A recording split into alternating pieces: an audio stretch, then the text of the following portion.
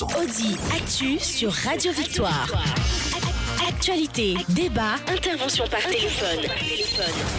C'est tous les jours à partir de 7h. Sur la fréquence magique, la 96.3 FM. Audi Actu. Audi Actu, vous y êtes et nous y sommes, madame, monsieur. Ce matin, c'est Maître Kokou-Paul Dodji Apevron, président national des FDR, qui est notre invité de ce lundi pour revenir amplement sur les 5 ans de parcours des FDR. Recréons l'espoir. A-t-il tenu ses promesses, surtout cette idéologie, la situation actuelle de l'opposition togolaise, la vie chère ambiante dans le pays en passant par les nouvelles donnes dans l'espace CEDEAO avec des coups d'État condamnés puis sanctionnés à l'encontre et puis des sanctions à l'encontre des meneurs.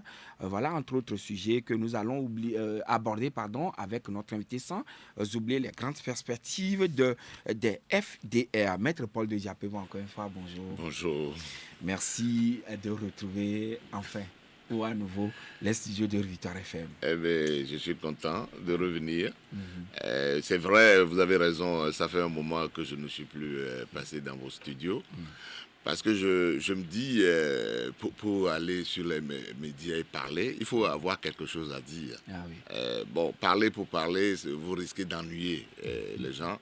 Alors, comme nous savons que nous allons fêter nos 5 ans. Oui. Bon, il y a des sujets concernant nous-mêmes, concernant l'opposition dans son ensemble, concernant le pays sur lesquels nous allons revenir. Oui. Alors, après ces 5 ans, si on revient dans un studio pour en parler, ça aura un peu plus de sens. Sinon, donc, c'est un repli tactique. Bien sûr, tactique. En politique, de temps en temps, il faut s'arrêter, réfléchir, et se projeter vers l'avenir avant de revenir.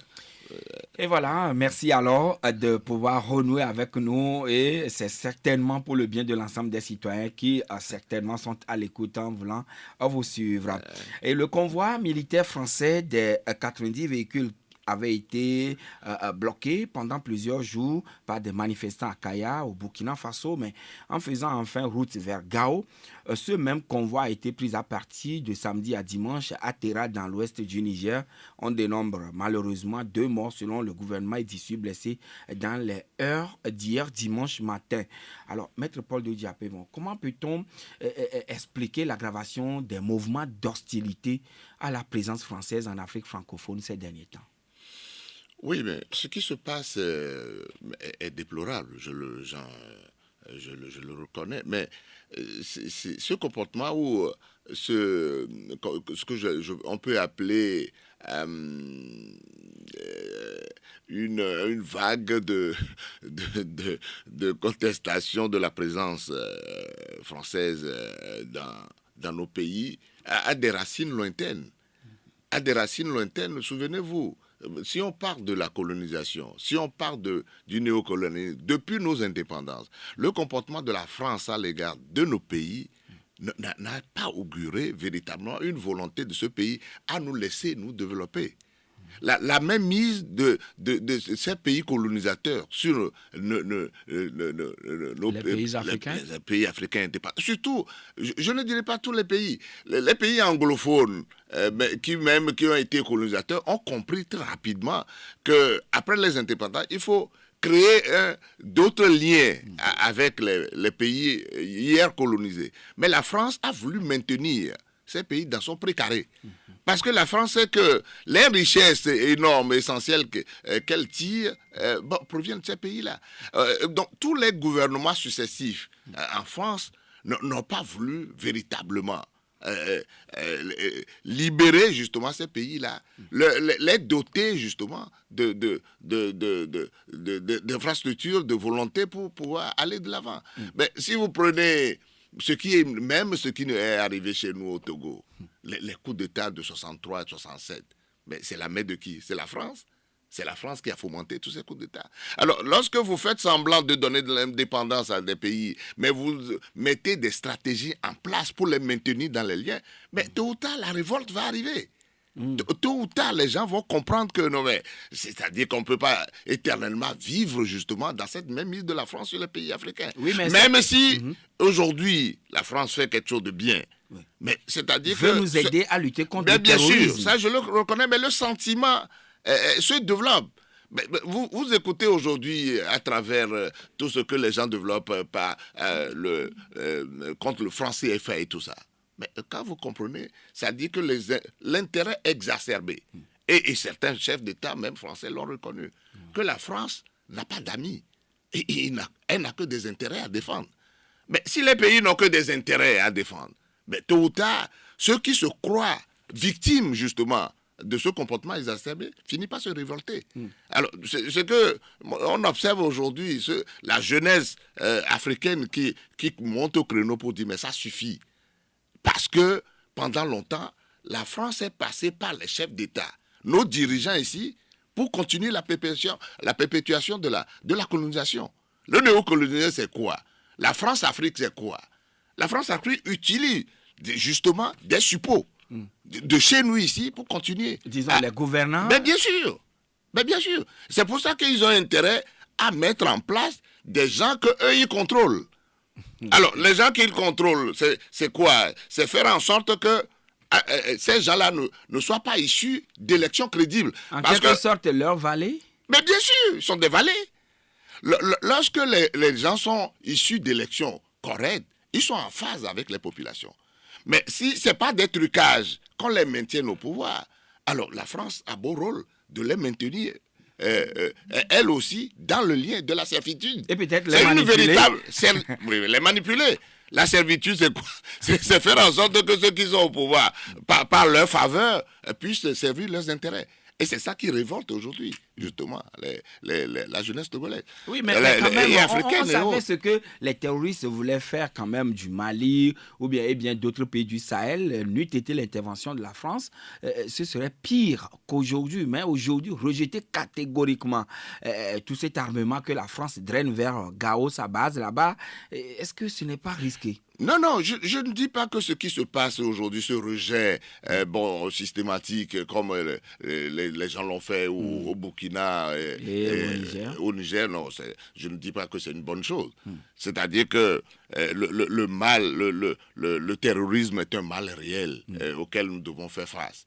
Mais c'est-à-dire que faire face à ce terrorisme doit montrer des comportements qui rassurent chacun des partenaires. La France est intervenue pour donner justement son aide, apporter son aide à la lutte contre le terrorisme. Mais ce que la France fait aujourd'hui doit avoir une racine sérieuse pour montrer justement à ceux qu'ils aident, à la jeunesse de tous ces pays-là, que réellement la France est venue juste pour aider, mais pas pour utiliser justement le biais du terrorisme pour continuer ça même sur les pays. Voilà, oui, mais aujourd'hui, à guerre en Éthiopie, manifestation hostile au président Kaboré du Burkina Faso, demandant même sa démission, terrorisme grandissant, la situation s'empire avec un nouveau variant Omicron en Afrique du Sud. Quand est-ce que les gouvernants africains vont relever ou disons, vont peut-être outrepasser les limites du continent? Mais vous savez, tout ça là, c'est une question, je dirais, de volonté politique. Le sujet qu'on venait d'évoquer a un lien direct avec la suite, la question que vous posez. Ceux qui nous dirigent aujourd'hui en Afrique, si à un moment donné, ils ont dit oui, notre vision, notre volonté, c'est de faire d'abord de nos continents des pays totalement libérés, des pays totalement prospères. Et ils devront savoir que ce n'est que dans la solidarité qu'ils doivent y parvenir. Ce n'est que dans la solidarité parce que un pays africain aujourd'hui tout seul, en face justement des intérêts colossaux des pays développés européens, mais ne peut rien faire. Et c'est pour ça que pendant longtemps, des sommités, des gens charismatiques comme Nkrumah et autres ont professé que l'Afrique doit s'unir. Voilà. Mais Thomas Sankara a pris le relais de ce que Sankara disait. Kwame Nkrumah disait que si nous sommes seuls, nous sommes avalés. Mais je me rappelle d'une déclaration pathétique que Sankara a fait au sommet de l'UA, à l'époque, il dit, mais Mais nous sommes endettés. Mais c'est le colonisateur qui nous a imposé ces dettes-là. Mais si moi seul, Burkina, je dis, mais je ne vais pas payer les dettes, peut-être au prochain sommet, je ne reviendrai pas. C'est dans la solidarité que nous devons faire face à ces gens-là. Mais évidemment, il pressentait un peu sa fin. Oui. Et ça n'a pas raté. On l'a tué. On l'a éliminé. Et lorsque vous voyez l'élimination de Thomas Sankara, vous avez la main de l'extérieur, mais vous avez la main des Africains eux-mêmes. La main des Africains dans ce qui est arrivé à Sankara. Est-ce que nous avons réellement la volonté de faire du continent africain un continent prospère comme d'autres continents? Donc là, les Africains sont à l'origine des maux qui minent le même continent. Mais bien sûr, vous le savez mieux que moi. Vous le savez mieux que... Parce que ce qui se passe aujourd'hui, lorsque nous voyons le comportement de tout ce que les dirigeants que nous avons, mais vous ne voyez pas qu'ils sont en dehors des sommets, sommets entre guillemets, des chefs d'État. Des chefs d'État qui vont organiser. Qu'est-ce que lui apporte aujourd'hui concrètement au continent africain? C'est la grande question, et à ce niveau-là. Même par ricochet, lorsque vous venez au regroupement régionaux, la CEDEAO par exemple. La CEDEAO au début, on nous a dit que c'est la CEDEAO des peuples. Ce qui a fait plaisir à tout le monde. Et la CEDEAO a commencé à faire des choses bien. La liberté des gens de circuler, d'aller et venir, etc. Mais aujourd'hui, lorsque vous prenez tous ces concepts-là de départ, qu'est-ce qui reste aujourd'hui? Maintenant, on a l'impression même que la CEDEAO elle-même est devenue même un problème pour les Africains.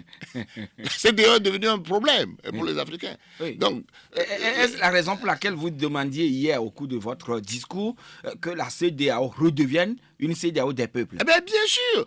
Lorsque la CEDEAO qui dit je veux travailler pour les peuples de la sous-région pour se développer, la CEDEAO se comporte aujourd'hui comme un syndicat des chefs d'État. Mais qui peut croire en cette CEDEAO-là? Si la CEDEAO devient un syndicat des chefs d'État qui se protègent entre eux, et on a donné l'exemple de la Guinée, mais lorsque Alpha Condé est venu au pouvoir, il était un démocrate. Tout le monde reconnaissait qu'Alpha Condé a lutté. Il a été arrêté, il a fait la prison. Il est venu, il a pris le pouvoir dans les conditions que tout le monde sait. Mais on croyait que la Guinée est totalement sortie du cercle infernal des coups d'État. Oui. Parce que s'il avait imposé la démocratie chez eux, mais aujourd'hui, qui parlerait de coups d'État? Mais on ne sait pas ce qui lui est arrivé après 2 mandats réguliers. Mais ce monsieur a fait toutes les entourloupes pour avoir coûte que coûte son 3e mandat. Mais tous ceux qui se sont opposés à lui, il les a enfermés, il les a brutalisés. Il y a des gens qui sont morts. Beaucoup ont été tués. Ont été tués en Guinée. Et au moment où le peuple guinéen était livré à lui-même pendant cette période-là, est-ce qu'on a vu la CEDEAO? Non. La CEDEAO n'était nulle part. Alors, ce n'est que lorsque le coup d'État est arrivé et que la CEDEAO finalement a compris qu'elle existait et dit, mais on va sanctionner ceux qui sont venus parce qu'il faut retourner à l'ordre constitutionnel. Quel ordre constitutionnel? L'ordre constitutionnel, là, c'était l'ordre imposé par le dictateur. Alors, si c'est celui-là que la CEDEAO veut que les Guinéens respectent, alors là, la CEDEAO devient un gros point d'interrogation. La CEDEAO doit se remettre en cause. Donc, est-ce qu'elle doit se remettre en cause aujourd'hui en revoyant les tests ou bien quoi, que faire? Non seulement en revoyant leurs tests, et justement, parce qu'ils ont décidé, le problème de limitation de mandats qui gangrène justement l'avancement de la démocratie dans nos pays, mais ils avaient initié des projets pour l'imposer. Mais il y a des pays récalcitrants qui ont refusé d'adhérer à la chose. Je donne l'exemple de mon pays, le Togo. Et la Gambie à l'époque. La Gambie à l'époque, ils ont refusé d'adhérer à la chose. Mais si la CEDEAO était CEDEAO, elle aurait pu trouver un moyen d'imposer justement la limitation. D'obliger les 2 pays à signer le document. À signer le document. Si la CEDEAO était réellement une CEDEAO sérieuse. Maintenant, lorsque le test est signé, non seulement il faut avoir un test, mais il faut obliger les gens à les respecter. Accepter une limitation de mandat et permettre à d'autres de violer justement la base de la chose pour s'imposer, pour s'octroyer un troisième mandat, un quatrième mandat, ça sert à quoi? En tout cas, le Togo le fait, la Guinée l'a fait, la Côte d'Ivoire l'a fait aussi. Maintenant, revenons au Togo. Monsieur le Président, dans la nuit du 9 au 10 novembre, une attaque terroriste a été déjouée dans le Pendjal, plus précisément à Sanlouaga. Mais les grands partis, dont les FDR, on ne vous a pas vu réagir sur ce sujet qui nous intéresse tous. Pourquoi? Non, je dis souvent lorsque des choses comme ça arrivent à un pays, nous sommes des patriotes. On ne peut pas accepter que le Togo soit attaqué par des djihadistes, soit déstabilisé par des djihadistes. Personne ne peut le souhaiter. En tout cas, notre pays ne peut jamais souhaiter que des gens viennent de l'extérieur pour nous mettre nos pays en difficulté. Parce que nous savons ce qui se passe dans les pays où règne aujourd'hui le terrorisme. Ces gens-là, s'ils pénètrent chez vous et s'installent, mais tout est bousillé. Oui. Mais ils ne s'attaquent pas aux dirigeants, ils ne s'attaquent pas à des gens qui sont à un mode... Ils s'attaquent à tout le monde. Oui. Les populations ne peuvent même plus travailler. Les gens sont plus libres d'aller dans les champs, ni au marché. Non, personne ne peut souhaiter ce genre de situation. Quel que soit le ressentiment que nous avons aujourd'hui par rapport à ceux qui nous gouvernent, personne ne peut souhaiter que le terrorisme s'installe chez nous. Bon, le seul problème, c'est vrai que nous n'avons pas d'éléments. Au moment où la chose est arrivée, c'est-à-dire que nous-mêmes, on est en train de glaner des informations, mais le gouvernement nous a appris que, heureusement pour nous, qu'ils ont été repoussés. Alors, c'est tant mieux. Et tant mieux. Alors, venons-en au FDR.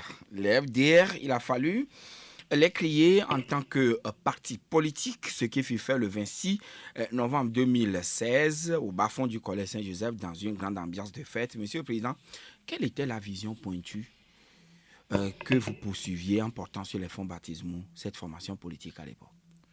La vision de départ et d'aujourd'hui pour la FDR, c'est de faire de ce parti, d'avoir un parti rayonnant, animé par des femmes et des hommes de qualité au service de toute la nation et des collectivités. C'était ça la vision. Comment faire pour rassembler des hommes et des femmes de qualité décidés par ce que nous pouvons appeler des fibres, n'est-ce pas, républicains. Des fibres républicaines au service du pays tout entier. C'est ça notre vision. Et cette vision-là demeure aujourd'hui d'actualité. Parce que, en dehors de la vision, nous voulons nous battre aux côtés. Nous sommes donnés comme mission de nous battre aux côtés des autres forces politiques pour faire du Togo un État véritablement démocratique, où règne justement la justice sociale. Non seulement la justice judiciaire, mais la justice sociale. Parce que à ces deux niveaux-là, il y a aujourd'hui problème. Au niveau de la justice que nous connaissons, mais tout est aujourd'hui sans dessous.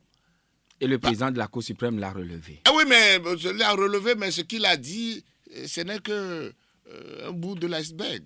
C'est-à-dire que lorsqu'on parle aujourd'hui d'exécution des décisions, ce qui pose, la manière dont il a parlé pose le même problème. Ça pose problème parce que c'est vrai, il y a des décisions qui sont iniques. Et on doit les condamner, des villages entiers qu'on doit démolir et tout ça, ça pose problème. Mais l'autre pan qu'il n'a pas abordé, c'est comment faire pour lutter aussi au même moment contre les gens qui accaparent indûment les terres des autres. Parce que le problème des terrains est un problème immense dans notre pays. Parce qu'il y a des gens qui sont propriétaires de leurs terres. Mais il y a des gens qui se lèvent à travers de ce qu'on appelle aujourd'hui des démarcheurs avérés. Oui. Ils ont des visions sur ces terres-là, alors qu'ils ne sont jamais propriétaires de ces terres. Leur père, leurs grands-pères, parents n'ont jamais occupé ces terres. Ils se lèvent un bon matin pour dire, nous avons des passerelles pour pouvoir vous aider à conquérir le truc. Ils se lèvent et engagent des procès. Et au moment où les procédures sont en cours devant les tribunaux, eux, ils se débrouillent pour lotir ces terres-là et les vendre. Vous avez des cessations de travaux, vous leur délaissez des cessations de travaux, ils refusent d'exécuter. Avant que le procès ne finisse, ils ont fini de construire. Ils vous mettent devant le fait accompli, ils ont construit sur vos terres. Alors, si on dit aujourd'hui qu'on ne peut... Parce que les gens interprètent aujourd'hui la décision, ce qu'a dit le président de la Cour suprême comme... Même si vous avez construit indûment sur la terre de quelqu'un, on n'a pas le droit de vous déloger. Mais si c'est compris comme ça, on va totalement à l'anarchie. À l'anarchie, quelqu'un qui prend indûment vos terres, vous avez engagé une procédure correcte, vous gagnez le procès. En cours, ou bien vous l'avez gagné. Vous gagnez à la fin. Est-ce que vous ne pouvez pas exécuter la décision? Ça devient... Alors, finalement, à quoi serviront... Oui, puisque c'est pour un temps, il a dit provisoirement. Oui, mais provisoirement. Alors, on attend de voir. Tel que c'est dit, c'est bien, c'est dit, mais... comment on dit ça? Tous les détails il n'est pas allé jusqu'au bout. Il n'est pas allé jusqu'au bout parce que ce qui se passe aujourd'hui, ce que je constate, c'est que dès que la chose est faite, même ceux qui avaient provisoirement accepté d'obtempérer aux décisions, aux ordonnances de cessation de travaux, mais moi je constate dans certaines affaires que je suis, ils sont revenus à la charge, ils ont recommencé à construire. Alors on va les bousculer, on dit, on a dit, mais vous n'avez pas le droit. Il faut attendre jusqu'au moment où un ordre nouveau arrive. Non, ce n'est pas correct. Et nous revenons donc au FDR. Oui, je reviens au FDR, mais ça, je parlais tantôt rien que de la justice judiciaire. Mais au niveau de la justice sociale, mais il y a énormément de problèmes aujourd'hui au Togo. Il y a énormément de problèmes parce que tant qu'on n'aura pas, le gouvernement n'aura pas pris conscience que l'injustice sociale risque de détruire notre pays va aller à volo. Je donne à titre d'illustration qu'il y a certains, ce qu'on appelle aujourd'hui terrorisme. Au départ, dans certains pays, ce n'est que la revendication d'une justice sociale. Au Nigeria, par exemple, au départ, c'est parce qu'il y a certaines populations qui ont des biens qu'on exploite chez eux, mais qui n'ont pas de retour des produits tirés justement de cette exploitation-là. Ils ont commencé à revendiquer. Sarowiwa tout ça. À la tête. Alors, donc, au jour d'aujourd'hui, lorsque un pays a des richesses et que la richesse ne profite qu'à une certaine minorité et que les autres sont obligés d'attendre dans la misère, mais tôt ou tard, ils vont se révolter. Mais ce n'est pas sorcier, ça. Lorsque celui qui souffre a le dos au mur, il se dit, mais je n'ai plus rien à perdre. Mais ça devient... Il peut céder facilement à l'extrémisme violent ou bien à d'autres mots. Le djihadisme d'aujourd'hui recrute dans où? Il recrute parmi les désœuvrés. Les gens qui disent, oui, mais bon, ok, nous... non, notre sort est lié, on ne sait plus à quel sens se vouer, et c'est comme ça. Nous sommes un petit pays, le Togo est un petit pays, alors les gouvernants ont intérêt à faire en sorte que l'injustice sociale rampante qui est dans notre pays puisse être abordée de manière correcte pour que la paix revienne. Oui, mais voilà, il y a 5 ans, vous avez pris la décision de tenter l'aventure. Maître, avez-vous pu recréer l'espoir tel que votre idéologie le laisse croire? Oui, mais recréer l'espoir, ce n'est pas... On ne sait pas donner... tenter pour dire oui, dans un an, il faut recréer l'espoir. C'est un processus. Et nous avons commencé et nous poursuivons justement le défi que nous nous sommes lancés. Parce qu'au moment où on lançait notre parti, effectivement, en 2016, comme aujourd'hui, je dis même moins qu'aujourd'hui, l'opposition était totalement dans un désordre indescriptible. Les gens ne se parlaient pas, les gens se regardaient en chair de faïence. Et nous avons dit, mais ce que nous observons là, il faut faire quelque chose. Et c'est ce qui nous a amenés à aller vers ceux avec qui peut-être hier on n'échangeait plus, et pour dire non, mais on ne peut pas laisser le pays comme ça. Et on a commencé d'abord par un premier regroupement qui est le groupe des 6, et puis après on est allé vers le CAP 2015, Et c'est à partir de ce moment qu'on a commencé encore à se parler entre acteurs politiques. Et puis après, le mouvement du PNP est arrivé. Et on a dit, mais bon, qu'est-ce qu'on doit faire? Bon, mettons toutes ces forces-là ensemble pour créer la C14. C'est comme ça que nous avons lancé. Et je vous assure que la C14 a redonné véritablement de l'espoir aux Togolais. Ce regroupement, compte tenu, en dehors de ce on peut dénoncer, dénoncer comme comportement peut-être, je ne sais pas, qui Comment le qualifier, violent. Mais la C14 faisait quelque chose d'extraordinaire. Sauf que ça en notre sein, assez de monde. Bien, on mobilisait, mais le problème en notre sein, c'est que nous n'avons pas mis en place une stratégie cohérente qui puisse nous permettre d'avancer. Surtout le boycott des législatives bien sûr. Du 20 décembre 2018. Bien sûr. C'est pour ça que si on doit repenser encore à un regroupement, il faut faire en sorte que dès le départ, on sache de quoi on doit parler. Même les sujets qui fâchent, il faut les aborder dès le départ. Il faut les aborder dès le départ. Et vous mettre d'accord là-dessus avant d'avancer. Je dis, mais on parle souvent de regroupement dans notre pays. Mais lorsque vous appelez les forces à se retrouver, à former un bloc contre l'adversaire, mais si vous ne rassurez pas chacun du groupe, pour dire, chaque parti venant dans ce groupe-là, si à tout hasard, notre regroupement débouchait sur des élections et que ces élections nous permettaient de gagner, soyez rassurés, vous aurez aussi votre part dans cette affaire. Mais si vous êtes dans un regroupement, vous demandez aux gens, luttez, allons-y, chacun, toi aussi, amène tes membres et qu'à la fin, on dit que c'est celui qui est le plus grand du groupe. Lui, il a la capacité de prendre tout ce qui est dividende de la lutte que vous avez menée. Mais, comment vous allez demander aux gens? Oui, mais hier, à la tribune, vous disiez, je vous cite, l'opposition togolaise n'a d'autre choix que de s'unir ou de périr. Mais bien sûr. Nous devons avoir le courage d'aller au-delà du slogan de l'union de l'opposition pour construire une vraie opposition dans laquelle chacun des membres est disposé à consentir de véritables sacrifices indispensables pour atteindre des résultats attendus. Mais bien sûr. Fin de citation. Bien sûr. Et nous devons nous y atteler. Parce que ce qui se passe aujourd'hui n'est pas, pour l'opposition, n'est pas bien. Les gens se moquent de nous. On ne peut pas engager une bataille depuis les années 90 jusqu'à maintenant et nous retrouver dans cette situation-là. Surtout, c'est l'élection de 2020 là qui a totalement encore tout chamboulé. Mais les torts que nous nous sommes causés au cours de cette période jusqu'à aujourd'hui, mais il faut avoir le courage de reconnaître... Est-ce dû à des calculs personnels, partisans à l'époque et vous avez bousillé tout ce que vous avez... Tout est dedans. C'est une question de calcul, c'est une question de suprématie, tout ce que vous voulez mettre là-dedans. Mais parfois même, des gens sont entraînés dans ce qui nous arrive là sans savoir même pourquoi. Il y a des gens qui sont entraînés là-dedans. Et on me posait la question justement hier, mais qui sont les responsables? Je dis les responsables, c'est tout le monde.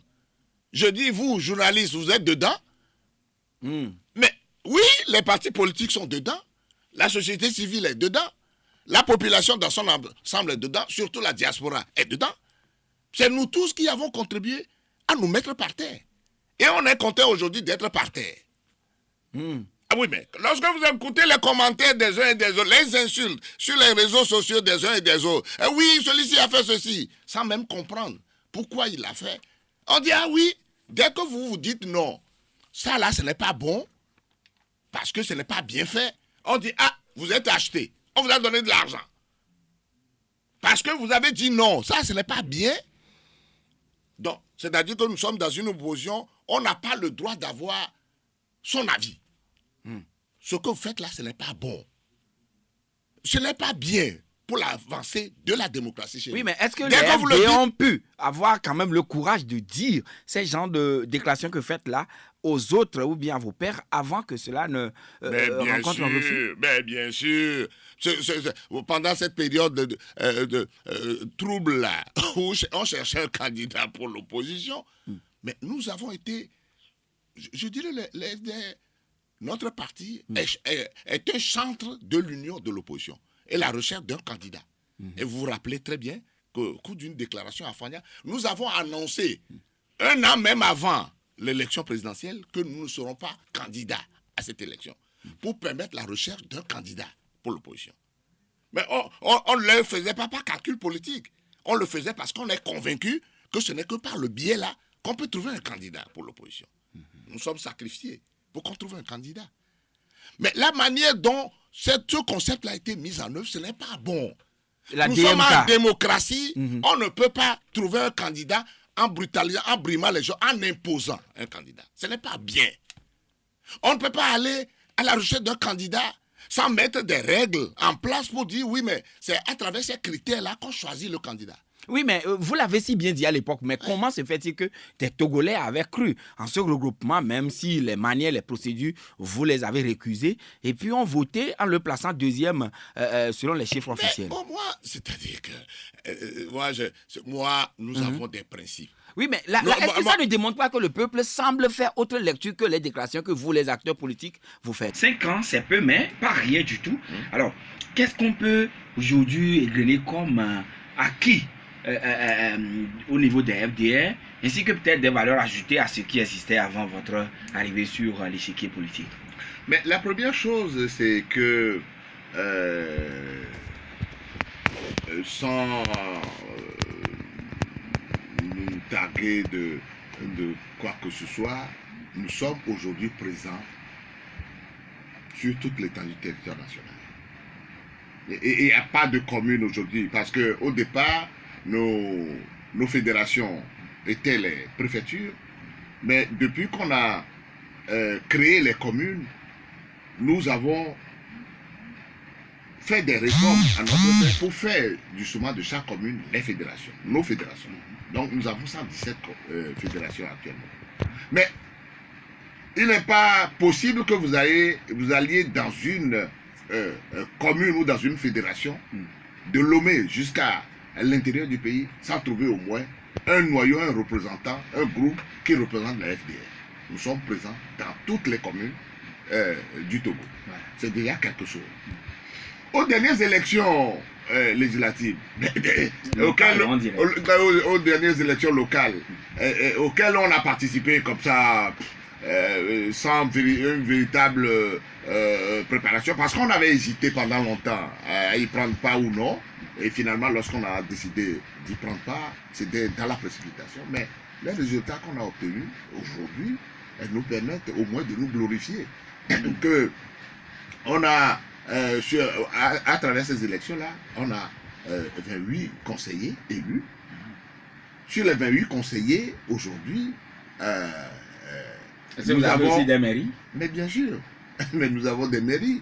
Des maires plutôt. Des maires aujourd'hui, nous avons des maires à Lomé, Golfe 2, maire Amaglo, des FDR. À l'intérieur du pays, on a 2 maires dans Vaud 1 et dans Vaud 3, c'est les FDR. Et nous avons des adjoints au maire dans Golfe 4, Tcholignanou, l'un des adjoints est des FDR. Dans Golfe 1, l'adjoint, le 3e adjoint de Espoir Koudjodi, qui est très actif, un jeune très actif, est des FDR. Et nous avons dans Golfe 6 les représentants solides. Alors, je dirais qu'aujourd'hui, c'est un maigre résultat, on peut le dire, sur l'ensemble des mairies, mais c'est un résultat qui nous donne de l'espoir, parce que ça montre que des gens croient en nous. Et lorsque vous allez maintenant dans plusieurs milieux, nous, on est reparti maintenant à la conquête du terrain, mais ce que vous entendez, malgré le climat de désespoir dans lequel nous vivons aujourd'hui, lorsque vous voyez les gens vous aborder, vous parler du Togo, vous accueillir pour dire ce qu'il faut faire, et des gens qui viennent spontanément à vous. Moi, je suis dans mon cabinet, souvent, il y a des gens qui appellent, je suis temps, mais je veux vous rencontrer, et vous lui donnez rendez-vous, il vient, il dit, ah, les choses sont compliquées, mais nous, on entend parler de votre parti, je n'ai jamais milité dans un parti, ou j'ai déjà milité dans tel parti, mais j'ai abandonné depuis un moment. Je veux prendre la carte de votre parti. Est-ce que ce n'est pas peut-être pour pouvoir vous pousser à le nommer ou bien à le présenter comme candidat pour les sénateurs ou disons les régionales qui viennent? Mais c'est que quelqu'un projette d'être candidat pour une élection dans le futur, c'est quelque chose de normal. Mais ce que nous sommes dit aujourd'hui, c'est que à l'avenir, pour avoir un candidat de notre parti pour une élection donnée, mais il faut identifier la personne sur le terrain depuis un moment, parce qu'il fait du bon travail, parce que lorsqu'on va le placer à la tête ou dans une équipe demain, mais les gens vont croire en lui. Oui, mais est-ce que vous irez au moins au régional qui vont permettre d'installer le Sénat? Non, pour le moment, on n'a pas encore pris de décision pour le régional, mais nous disons que si la finalité des élections régionales, c'est pour la mise en place du Sénat, si c'est uniquement pour ça, ça ne nous intéresse pas. Vous avez dit que c'est superflu. Mais oui, parce que le Sénat, on ne sait pas pourquoi on va mettre aujourd'hui, on va s'activer pour un Sénat aujourd'hui au Togo. Au cours de notre dialogue là, j'ai dit au ministre de l'administration territoriale que on a l'impression qu'au Togo, on marche sur la tête. Il m'a demandé pourquoi. J'ai dit, mais nous avons des communes qui n'existent pas encore, faute de moyens. Plusieurs communes aujourd'hui n'existent pas parce qu'ils n'ont pas de moyens. oui. Alors, au lieu de s'occuper de ces communes-là, de faire en sorte que le développement à la base puisse commencer par ces communes-là, en leur dotant de moyens conséquents pour que ces communes soient viables, vous dites que vous n'avez pas de moyens pour les aider à aller de l'avant, mais vous allez créer encore une autre structure qui a besoin de ressources. Alors ces ressources-là, vous allez les trouver où? Si vous n'avez pas d'argent aujourd'hui pour aider les communes, vous trouverez de l'argent demain pour les sénateurs que vous allez nommer ou élire entre parenthèses. Vous allez trouver les ressources comment pour aider le Sénat à fonctionner. Donc le gouvernement risque de trop embrasser pour mal étreindre. Ça n'a même pas de sens. Parce qu'il y a des pays qui ont essayé le Sénat avant nous, qui ont abandonné. Le Sénégal avait un Sénat au départ. Mais ils ont constaté que ça ne sert à rien. Ils l'ont supprimé. Le Sénégal a supprimé le Sénat. Une assemblée nationale suffit pour le Togo. Une assemblée nationale... Le Sénat aujourd'hui, l'économie togolaise est mise à mal par la Covid depuis 2 ans, mais sur le fonds social, la vie est devenue, maître, il faut le dire, très chère pour la population. TVM, augmentation des frais de péage, carburant, les frais sont augmentés, le prix est augmenté, flambée des prix de première nécessité. Apparemment, tout semble être un calvaire qui ne dit pas son nom pour les citoyens, mais vous les acteurs politiques, on ne vous sent pas. Vous prononcez sur ces sujets. Et si tu es celui qui vous a reprendé à notre rencontre hier, aurait pu vous rendre compte, on a sorti une déclaration, oui. Une vraie, on a commencé même par là, pour parler de tous ces sujets. Parce que c'est anormal. C'est anormal qu'au moment où on vit justement cette pandémie, ou dans d'autres pays, on aide les gens à avancer. Ici au Togo, on prend des mesures comme ça qui sont des mesures assassines. C'est le terme qu'on a utilisé.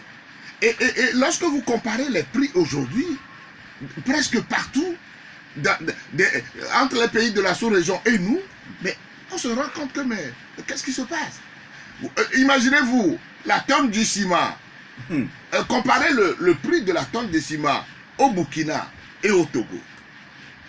Mais c'est-à-dire que la tonne de ciment coûte 80 000. Chez nous. Chez nous. Mais au Burkina, la tonne coûte 60 000. Au Bénin. Au Bénin, je crois que c'est 66 000.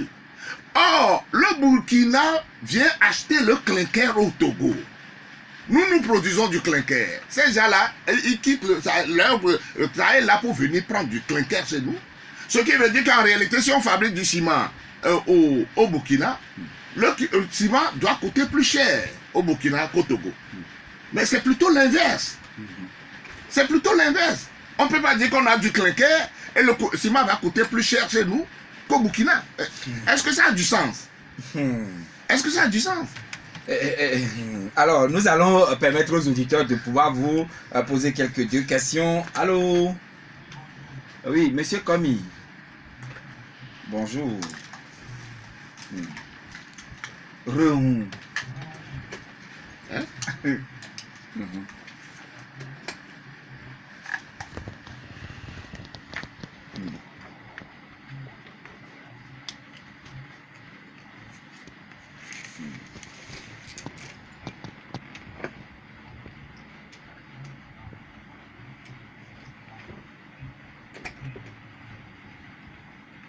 Ok.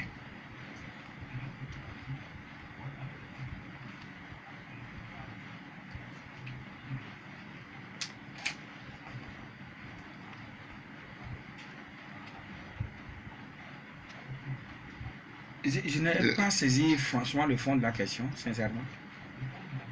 Oui. Oui.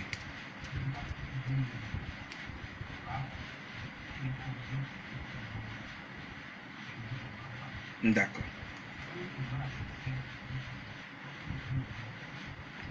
Bien noté. Et nous accueillons le deuxième auditeur, Mautor.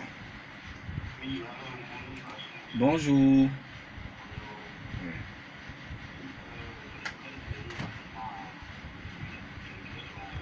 Une ce serait encore bien.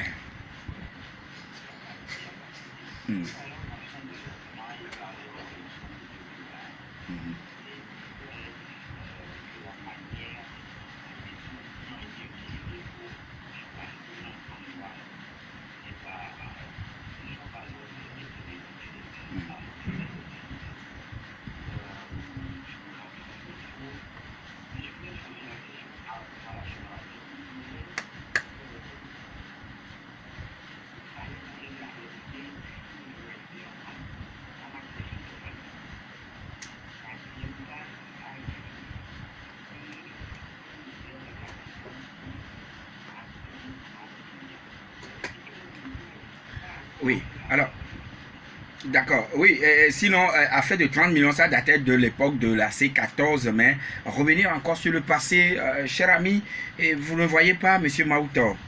Mais la question est toutefois posée, certainement qu'il va placer juste un mot. Et nous allons maintenant permettre à Maître de répondre, puisque le temps aussi oblige. Sinon, il y a d'autres choses ici à notre niveau. Monsieur Komidi, est-ce que la France va autoriser un jour que l'opposition au Togo puisse remporter les scrutins? Non, mais en réalité, normalement, pour que un Togolais gagne les élections au Togo, c'est l'affaire des Togolais. Ce n'est pas la France qui doit octroyer le label, le quitus, pour que celui-ci puisse gagner ou non. C'est vrai, nous sommes dans un pays, dans un monde globalisé, mais celui qui va être élu demain comme président du Togo va avoir nécessairement des rapports avec les responsables de la France. Mais si nous continuons à imaginer que c'est par la bénédiction de la France que tel peut être président demain, mais la rupture que nous voulons au niveau de la France-Afrique ne finira jamais. Voilà. Parce qu'on risque de se retrouver dans un cercle infernal. Toi aussi, tu vas aller négocier en coulisses pour qu'on vienne te placer. J'ai entendu des candidats hier dire « Ah, moi, j'ai la faveur de la France. » Alors, par conséquent, ok, je suis le bon candidat. Avoir la faveur de la France pour être un bon candidat dans un pays, c'est lutter, c'est se comporter de manière anti-républicaine. Anti-républicain. Ouais. Et voilà, l'auditeur continue en disant que la Chine, c'est le communisme absolu. Ouais. Mais au Togo, nous sommes dans une république. Il ne comprend pas pourquoi le parti Unir s'en va s'inspirer chez les communistes de la Chine. Non, mais bon, moi, je ne vais pas critiquer Unir pour ce qui veut entretenir avec X ou Y. Chaque parti est libre de faire ce qu'il veut faire. Bon, le communisme ou la Chine, c'est un pays qui peut avoir des relations avec des partis politiques. Donc je ne peux pas critiquer UNI parce qu'ils sont allés voir, ils sont allés à la Chine. Ce n'est pas une question de communisme. Voilà. C'est-à-dire que le rapport entre les partis ou entre pays, ce n'est pas une question d'idéologie. Voilà. Alors, bon, Maouto parlait encore de la DMK. Je ne sais pas si vous avez juste un petit mot à placer, puisque moi je disais, on a besoin de revenir encore ou de ressasser. Je ne sais même pas la finalité de sa question. Voilà. Alors, maître, revenons maintenant sur ce sujet. Vous avez rendu témoignage après votre guérison de Covid-19, mais des langues avaient avancé que c'était téléguidé, c'était marchandé. Dites-nous ce qu'il en était. C'est ça les Togolais. Les Togolais, ils sont devenus... Notre pays est en train d'aller à la dérive. Vous voyez? Et c'est ça le danger que nous devons relever. Sinon demain nous allons sombrer tous. Parce que tout est aujourd'hui...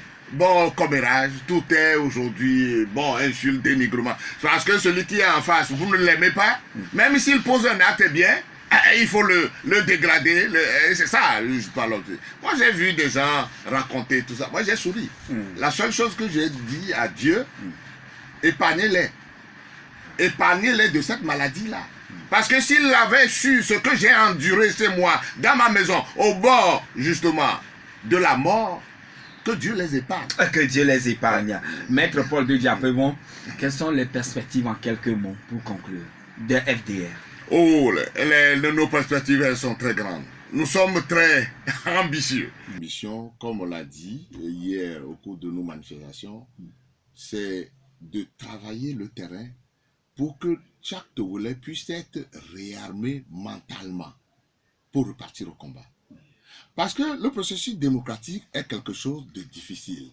Sur le chemin, il y a des chutes, des échecs, mais nous ne devons pas faire des échecs justement la finalité de notre combat. Les gens que nous avons en face de nous, c'est des gens qui sont totalement, ont totalement des comportements tellement antidémocratiques que si nous devons tenir compte uniquement de ce qui se passe là-bas, les difficultés que nous avons au cours des élections et autres, alors là, on n'aura plus de démocratie. Or, la grande question est de savoir si nous devons tout abandonner entre leurs mains et dire, mais comme ils font mal, mais nous ne nous intéressons plus à rien du tout. Et si on le fait, c'est eux qui ont tout à gagner. C'est eux qui ont tout à gagner parce qu'en ce moment-là, mais ils ont le droit de prendre le pays totalement. C'est parce que l'opposition existe qu'ils ont au moins la décence parfois d'être limités dans certaines choses. Mais lorsque l'opposition disparaît et les gens tournent totalement le dos à l'opposition en disant « nous ne voulons plus de partis politiques de l'opposition », alors ça en est fini de notre lutte. C'est pour ça que nous avons pour mission de retourner sur le terrain, de réarmer les gens mentalement et de nous préparer pour les prochaines élections, surtout législatives. Donc, les Togolais ne doivent pas perdre espoir. L'espoir, voilà. Merci, Maître Paul de Diapémon, d'être passé chez nous. C'est moi qui vous remercie. Et voilà, madame, monsieur, c'est fini pour aujourd'hui. Merci, Corcou le Parisien derrière la baie vitrée. Merci à Hervé Issé pour la réalisation de cette émission. Merci également à nos confrères de la Gazette du Togo.com pour la réalisation de cette émission. Madame, monsieur, c'est fini. Très bonne journée à toutes et à tous et excellente semaine à nous tous.